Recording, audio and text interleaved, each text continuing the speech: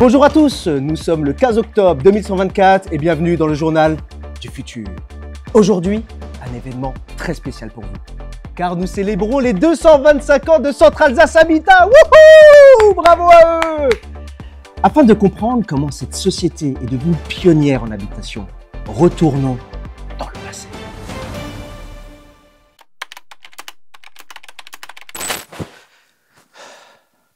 Ah! Bonjour, terrienne du passé. Nous voilà revenus en 2024.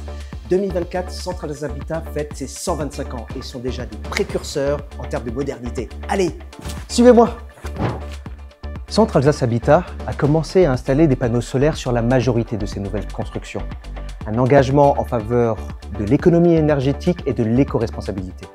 Car en plus de réduire significativement son empreinte carbone, chaque nouvelle construction dispose de sa propre énergie.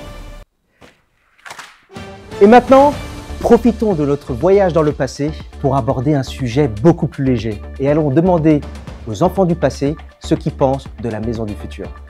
Un reportage signé moi-même.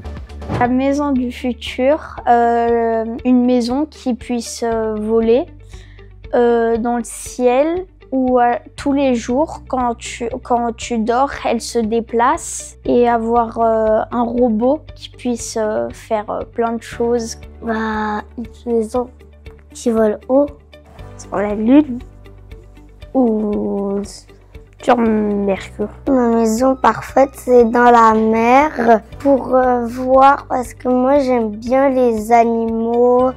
Moi je pense que la maison du futur, il y a une maison en fait dans le sous-sol.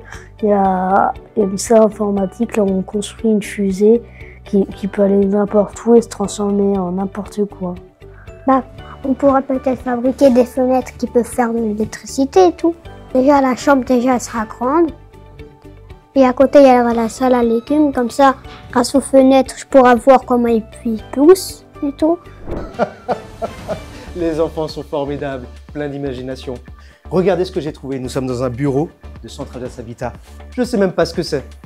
En tout cas, pour que tous ces rêves puissent devenir un jour réalité, nous avons besoin de visionnaires. Nous en avons rencontré un, Bertrand Burger, fondateur des Maisons Boa.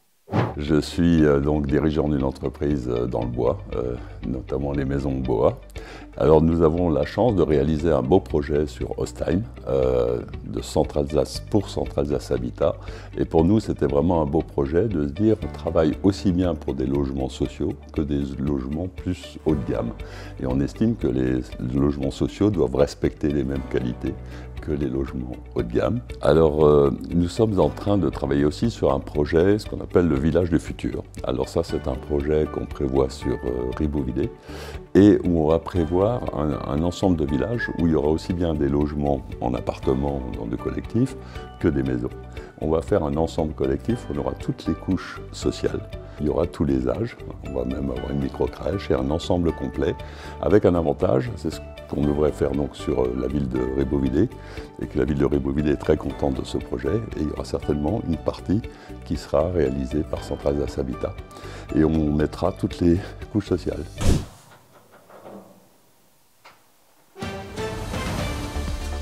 Comme nous l'avons vu durant tout ce reportage, 2024 était une année décisive pour Centr'Alsace Habitat. La politique qu'ils ont essayé de mettre en place visant l'intégration La politique d'intégration des énergies renouvelables, de l'éco-responsabilité et des logements intelligents ont posé la base de ce que sera le logement de demain. Afin de terminer ce journal, laissez-moi donner les derniers mots à Monsieur le Président.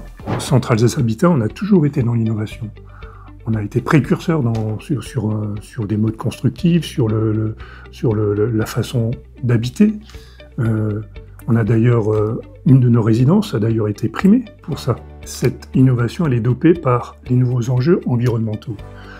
Mais la crise de Covid est passée par là et elle nous interroge aussi sur les nouveaux modes de vivre ensemble, sur les nouveaux besoins de nos habitants.